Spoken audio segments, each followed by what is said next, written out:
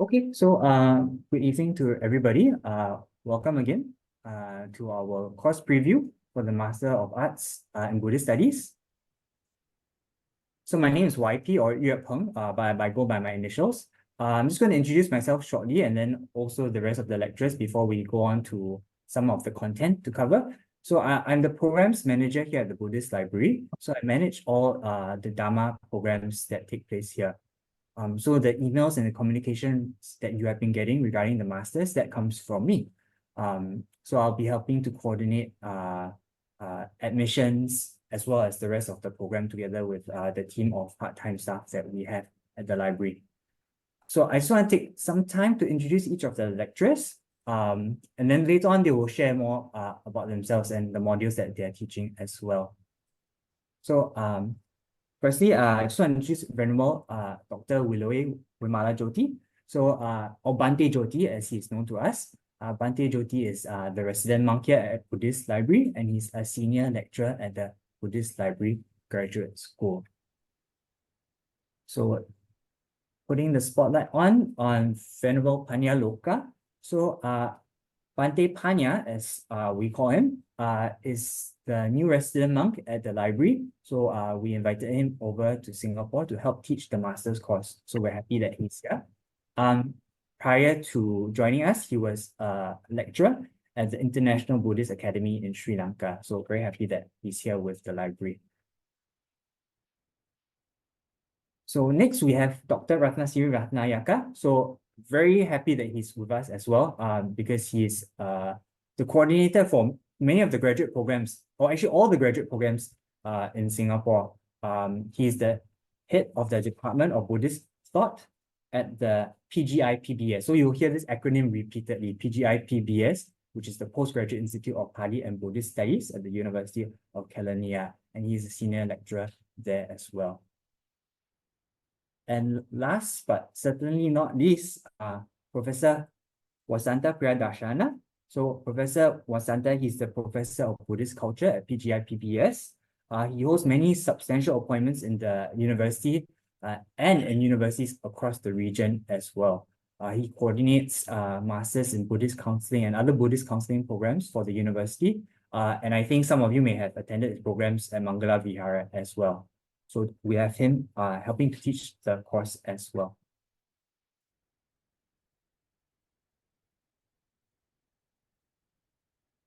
Okay, great. So that's everyone. I'm just going to spend 5 minutes sharing about some details of the program, just to make sure that everyone is aligned, up to speed with what's the latest developments. And let me just close the meeting room, waiting room, so that people can come in and share the screen. Okay, great. You can all see the screen, yeah? Just nod your head, thumbs up. Okay, I see some nodding. Okay, so we are offering this year. Last year we did the postgrad diploma. So this year we're offering the Master of Arts. It's a 1-year program.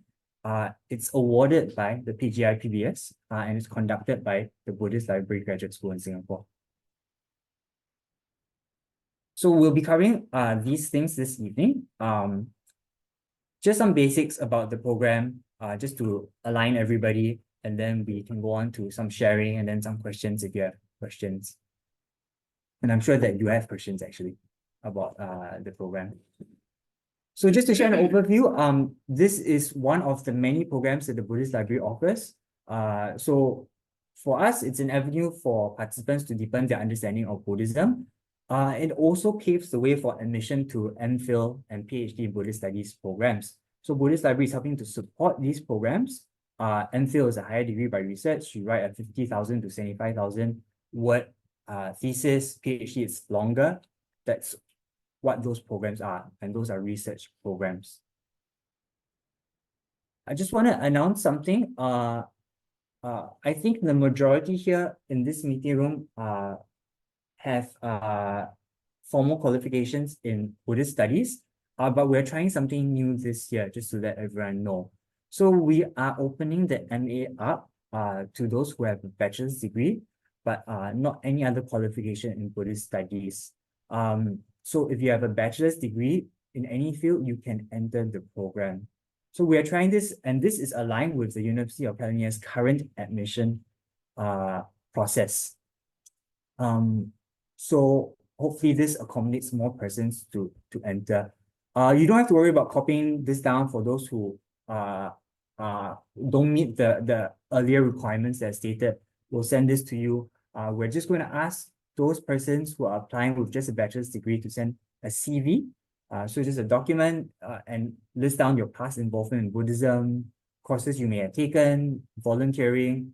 We even have past students coming us saying, oh, I don't have formal qualifications, but I've translated this book of sutras, so on and so forth.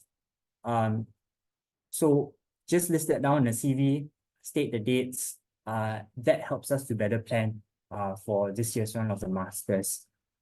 Again, I'll make sure this information gets to you, so don't worry about copying it down. So just know that more of you will be eligible to take up the course. I guess part of the reason for this is also that it's more intense, which I'll come to in the coming slides. Just to make sure everyone knows, for those who haven't spent much time reading the webpage yet, these are the modules that are part of the program this year. So hopefully it's more practical, more relevant. Buddhist doctrines of the Pali Nikayas, analysis and interpretation, Buddhist psychotherapy, Buddhist social dimension, Buddhist economic philosophy, philosophy of education and communication, research methodology and a 5,000-word essay, and an introduction to Pali language. And this is the commitment that is required of everybody. So essentially, you meet 2 times a week in term 1, on Zoom and on site for one of the lessons. And then in terms 2 and 3, you meet 3 times a week. We are requesting or mandating that you attend 70% of classes, but this is the grace that we are giving towards students. If you are not attending due to medical reasons or work or overseas travel, that doesn't count. So I think it's a pretty accommodating program still. So I think that's about it actually for the basics. We will look to close registration end of the month and then start the program, assuming we have the minimum number of students, which is 5, on the 28th of March, 2024. So that's all the basics that I want to share at this point. So I'm going to hand the time over. I think we'll just go around the different lecturers so that they can share a bit more. So perhaps I can invite either Venerable Jyoti or Dr. Rathnasiri to start us off. Dr. Rathnasiri. Okay, good. Okay, Doctor, I need Say say So Venerable Jyoti and Venerable Paññāloka and Professor Wasantha and Yupeng, the coordinator, and all of you, we are very happy to see you all. So I think Professor Wasantha, you can speak first. Okay. Say you're muted. Please switch on your mic. Mr. Yupen, can you give me the permission to share a small PowerPoint? Yes, of course. Go ahead.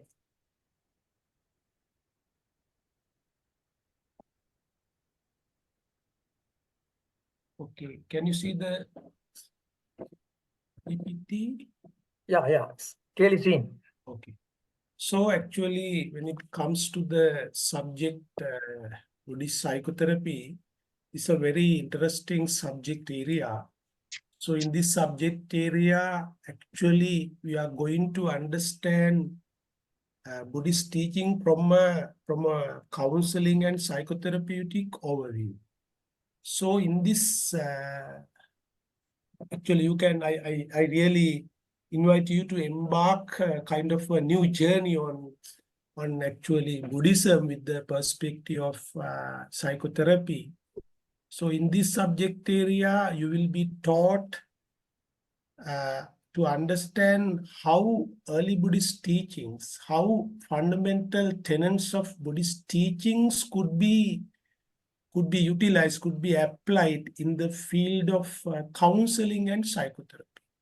So when it comes to the subject area of counseling, actually, we are trying to deal with kind of less disturbed psychological issues.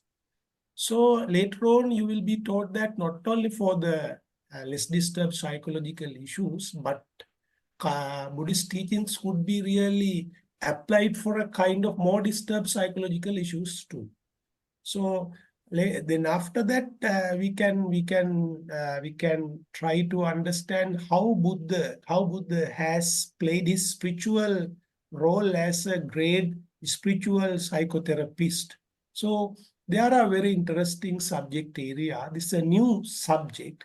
Within this new subject, so in comparison to Western counseling, psychotherapy, so we are going to understand how far these early Buddhist teachings could be applied in the field of counseling, psychotherapy, and not only to start a new, the career as a spiritual healer or a kind of a psychotherapist or counselor, but to understand that how personally we can use these Buddhist teachings to understand our deep, dormant psychological issues.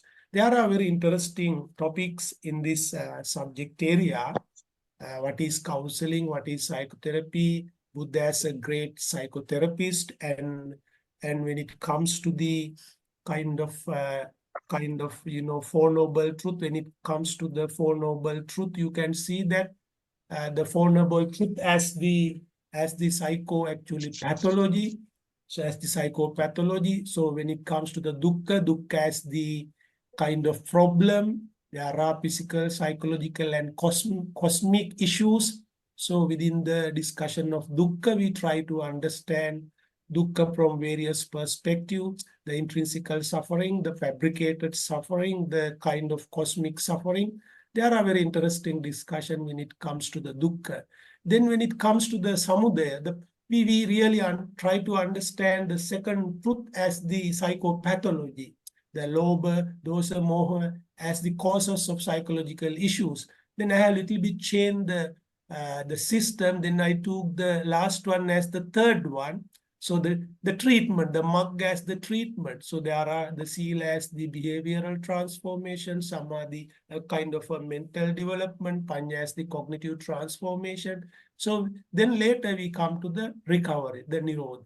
So there are very interesting subjects. So I really welcome you to enjoy this, this interesting subject. Later on we can discuss more instead of this short, the discussion. Thank you very much for giving me this opportunity. Okay, I think you can see this very well. As you all know, I'm Dr. Rathnayaka from PGIPBS, the coordinator to Buddhist Library. Here we have the subjects that are taught to you, that are going to be taught to you. And Venerable Bhante Venerable Dr. Bhante will lecture on MABS 73, Introduction to Pali Language, and MABS 7, Buddhist Social Dimension, and MABS 26, Buddhist Psychotherapy, by Prof. Wasantha. Next one, wait. And Buddhist doctrines of Pali Nikayas. These two are discussed, elaborated, lectured by Venerable Dr. Bhante. And research methodology, the Buddhist social dimension and Buddhist economic philosophy, very important two subjects, will be dealt with by Bhante Paññāloka.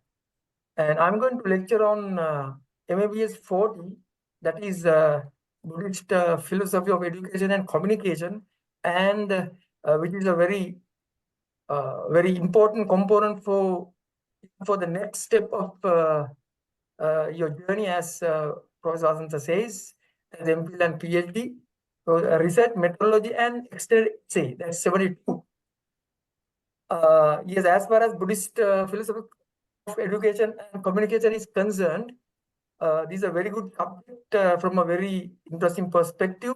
And this will cover almost all the aspects of suttas, especially in a thematic way.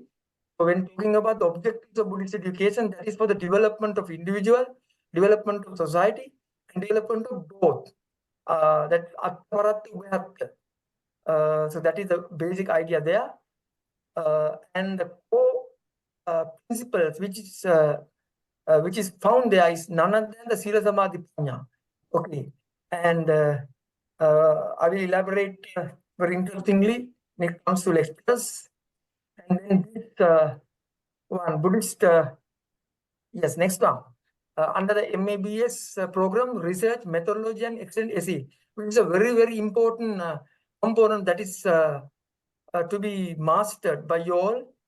That deals with the especially the technical and research part, and that's how to conduct a good research and the components of a good research, and how research can be made successful. Especially the technical part is still there.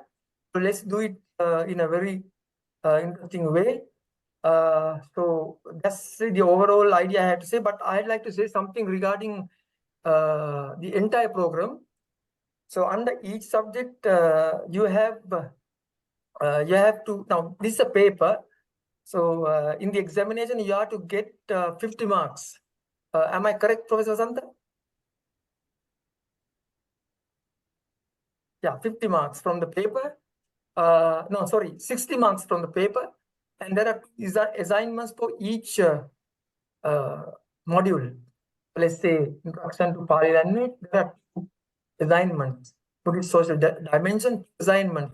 But it's up to the lecturer to decide whether to give 1 assignment or 2 assignments. However, 1 assignment carries 20 marks, and altogether you can earn 40 marks from the assignments. So 40 marks from the assignments and 60 from the paper, 3-hour question paper, then altogether 100. So let's say as an example, if you could obtain or earn 30 marks, just for an example, 30 marks from 60, that's from the paper or written examination. And similarly, let's say that you could get half of the mark, 20 marks from the assignments. That means out of 40, so 30 and 20, 50. So the pass mark is 50. Okay. So it's very difficult for you to fail this exam. Very difficult. I challenge you. Nobody can fail. Okay. You are not Montessori students. You are experienced and intelligent and wise adults, different fields. Even you are working. So I think I'm pretty sure that because of our teaching and guidance, through our expertise, especially by 4 of us, Dr. Wasantha, Venerable Dr. Viloye, Venerable Paññāloka, and me, Rathnayaka, you will be able to score good marks. Okay. So if you could obtain over 70, 75, you got A. Okay, even you can go for a merit. Anyway, passing is not that difficult, it's not easy, but you can't fail. So that's the way. 50 mark is the pass mark. Okay.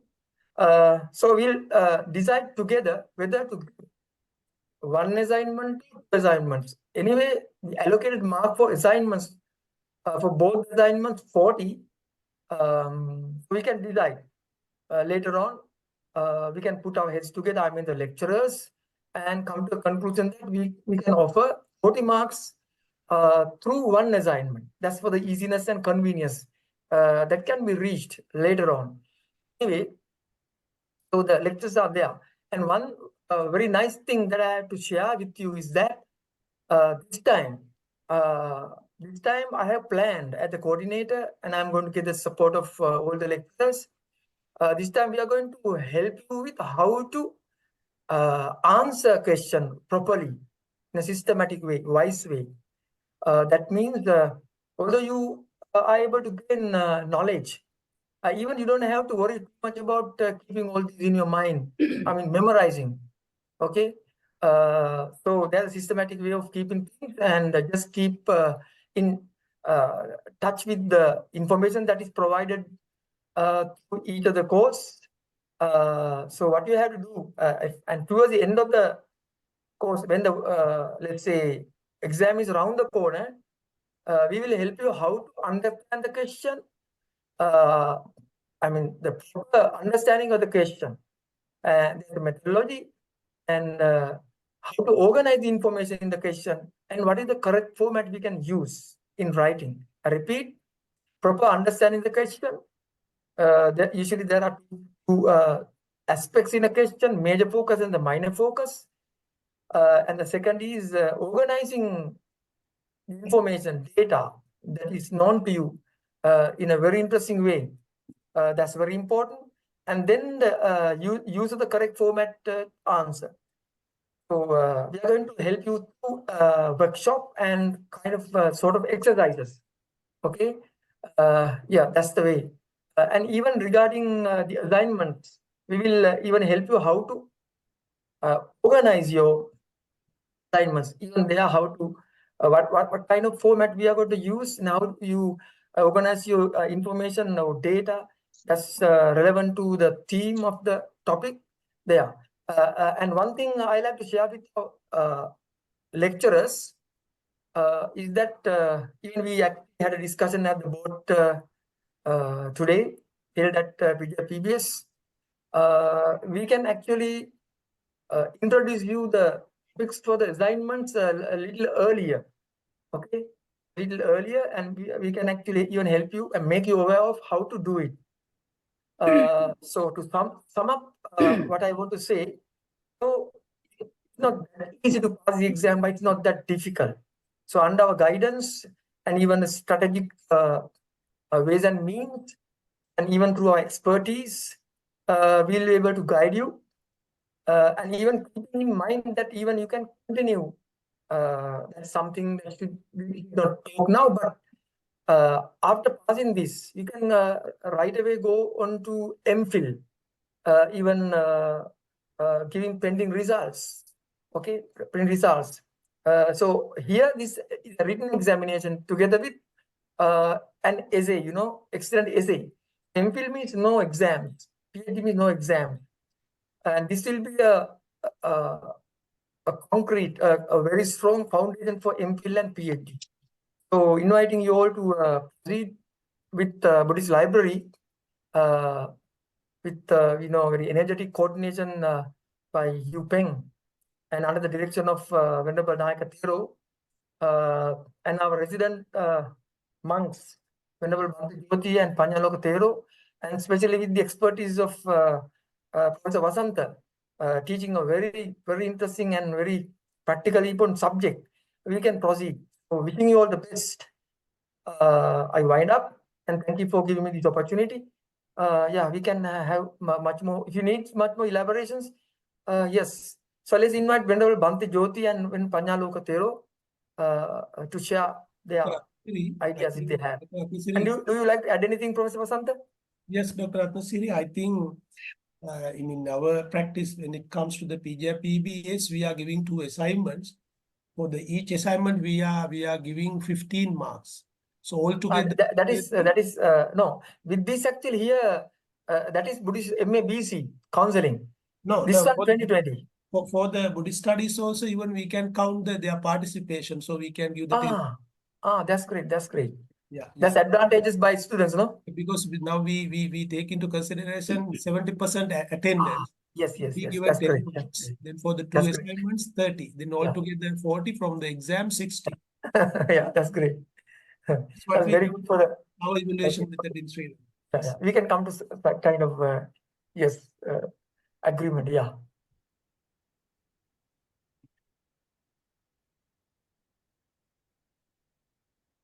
Okay, good evening, everyone.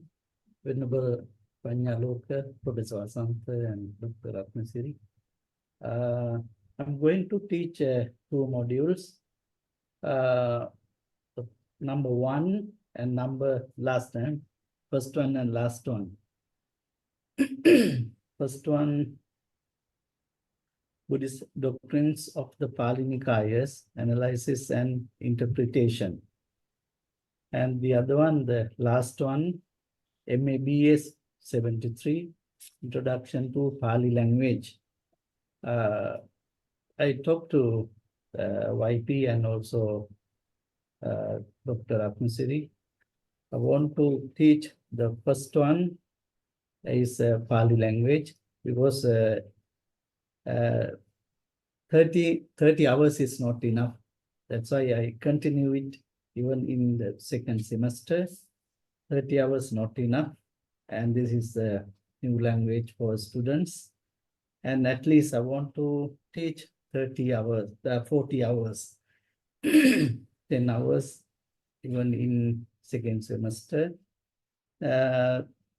This course will introduce students to basic elements of Pali language: alphabet, gender, number, cases, declension of nouns, conjugation of verbs, numerals, adjectives, so forth.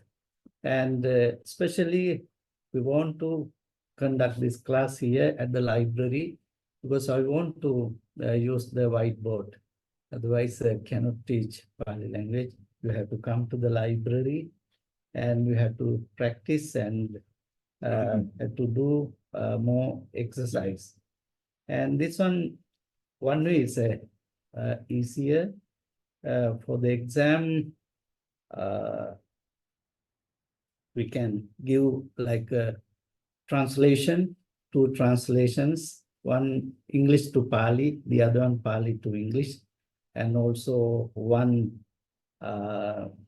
declension of nouns, and also one conjugation of verbs, present tense or past or future tense. Then get marks easily, can get marks. And the other one is number 1, MABS 1, Buddhist Doctrines of Pali Nikayas, Analysis and Interpretation. I can do it through online. And yeah, I'll do my best. Thank you. Okay, good evening, everyone. Venerable Dr. Paññāloka, Professor Wasantha Priyadarshana, and Dr. Rathnasiri Rathnayaka, and dear YP and everyone. Thank you very much for the opportunity. And in this course, I will be teaching 2 courses actually. One